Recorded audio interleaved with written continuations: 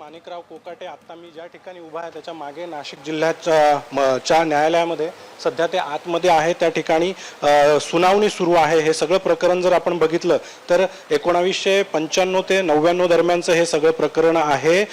या काळामध्ये माजी मंत्री तुकाराम दिघोळे यांच्या कोट्यातून काही सदनिका ज्या आहेत त्या माणिकराव कोकाटे आणि त्यांच्या भावाला देण्यात आलेल्या होत्या आणि त्यानंतर या सगळ्या कागदपत्रांमध्ये फेरफार केली आणि फसवणूक केल्याचे तक्रार जी आहे ती तुकाराम दिघोळे यांनी दाखल केलेली होती आणि त्या याचिकेवर आज या ठिकाणी नाशिकच्या जिल्हा न्यायालयामध्ये सुनावणी सुरू असताना जिल्हा न्यायालयाने माणिकराव कोकाटे यांना 2 वर्षाचा कारावास आणि 50,000ची शिक्षा सुनावलेली आहे। माणिकराव कोकाटे आणि त्यांचे भाऊ सुनील कोकाटे यांच्या विरोधामध्ये ही याचिका होती। आता या दोघांनाही जिल्हा न्यायालयाने 2 वर्षाची शिक्षा सुनावलेली आहे। 50,000 रुपयांचा दंड देखील सुनावण्यात आलेला आहे। आता सध्या माणिकराव कोकाटे न्यायालयामध्ये आहे आणि या सगळ्या शिक्षेसंदर्भामध्ये वरच्या कोर्टामध्ये किंवा जामीन घेण्यासंदर्भामध्ये आता आतमध्ये कोर्टामध्ये बसून सर्व प्रक्रिया जी आहे ती माणिकराव कोकाटे यांच्याकडून पार पाडली जाते आहे।